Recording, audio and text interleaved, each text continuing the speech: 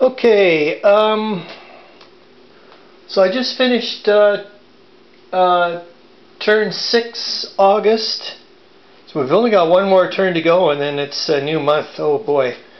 And I will do a recap of what happened, especially with the Austrians.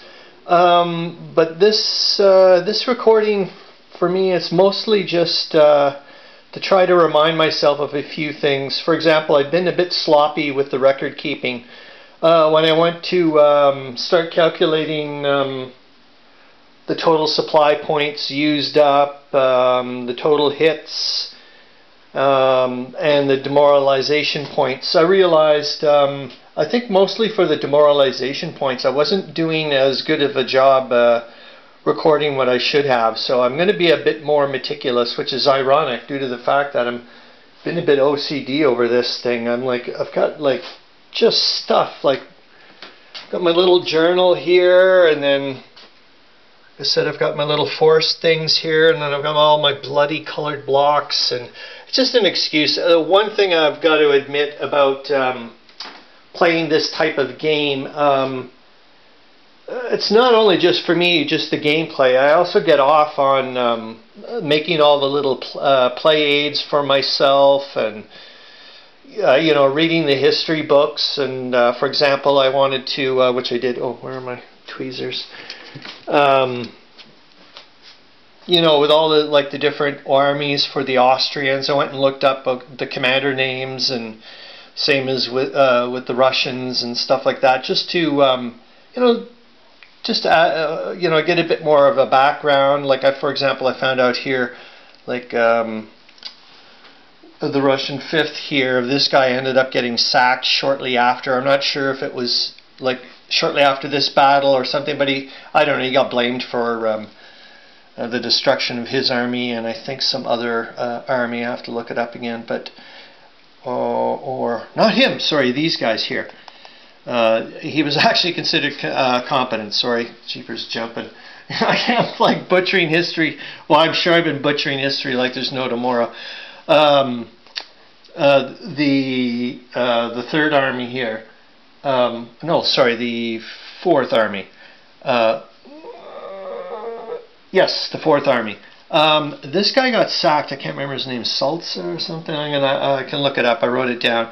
But he got sacked shortly after this battle, I think. And I'm not saying like he has like some kind of foresight or something, but the way I was playing it is, or the way I have been playing the Russians generally anyways, is which is different than the Austrians and the Germans. I'm playing the Austrians and the Germans a bit more like their armies are far more intra-connected, so there's a lot more communication going on, versus the Russians. I'm making it like each army commander is got their objectives, and they're like, okay, I'm going to go about it my own way. However, with the reinforcements, I'm doing it that the main headquarters or whatever for the Northern Front or whatever here, or this entire area, I can't remember the name. I have to look it up. They'll be in charge of directing the reinforcements. That's that way.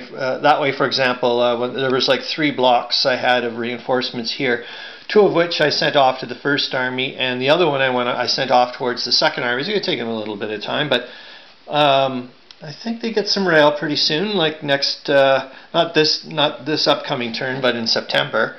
So they can get to Warsaw or up here to, you know, to help out the 2nd Army. Yeah, so that's the way I'm going to do the Russians. So, you know, when I get to here, yeah, they're going to be far less coordinated, I guess is what I'm trying to say. I think I'm veering off again. What else? Yeah, I know this camera is not the greatest video quality, but I did try to use the webcam again, but I don't know if it's because it's connected. I'm using the USB, it's not like Wi-Fi or anything like that. It's just I just found it like not easy to manipulate while I'm doing things. Whereas this digital camera is in my right hand. I'm a left-handed person, so I can still use the tweezers quite easily, and the webcam, no, it's just far too jerky. Maybe I'll get a 720p camera someday, but not right now. So I'll try to, you know, oh well, that's the way it goes. And yeah, maybe I'll try a bit of editing and so on and so forth at some later point. But yet again, this is all just a massive learning experience for me. So yeah, I just remembered to do a bit more record keeping. I will do a turn recap, especially with the Austrians. And also I want to do, I guess, a viewpoint from each. I'll do maybe a separate video, a quick little separate video for each viewpoint. So, you know, the Germans, the Russians, and the Austrians, and go from there before I do the next turn. Because we're getting, now things I think are going to really start getting cracking, especially when I'm like looking here. It's like, holy moly. Yeah, some pretty neat stuff going on here. What I find really cool is the way they've seemed to line up, like almost like straight across here. It's really weird. I don't know how that happened, but well, I know how it happened with the Russian Second Army, in the sense that I felt like they were getting their asses kicked on the left flank here. So I was like, well, rather than reinforce it, I don't know, you know, throwing bad money or good money out of bag. I don't know all those sayings, but anyways, I was like, screw this. I'm just going to collapse the whole left flank and go to some better defensible terrain and reorient. So it's weird that we were pointed that way, and now it's like, well, we're kind of pointed this way. But yeah, just to try to protect for a little bit and go back. And I don't know, maybe that's kind of like the way the Russians were in some ways, the way I've been reading up, you know, in the sense that they kind of used their land as territory. They were kind of, you know, kind of okay about the fact of like, okay, you know, we'll give you some of our land for now because we'll come back after you've exhausted yourself. So yeah, I guess. Anyways, I said like I'll do a recap for and then a viewpoint from each one. Okay.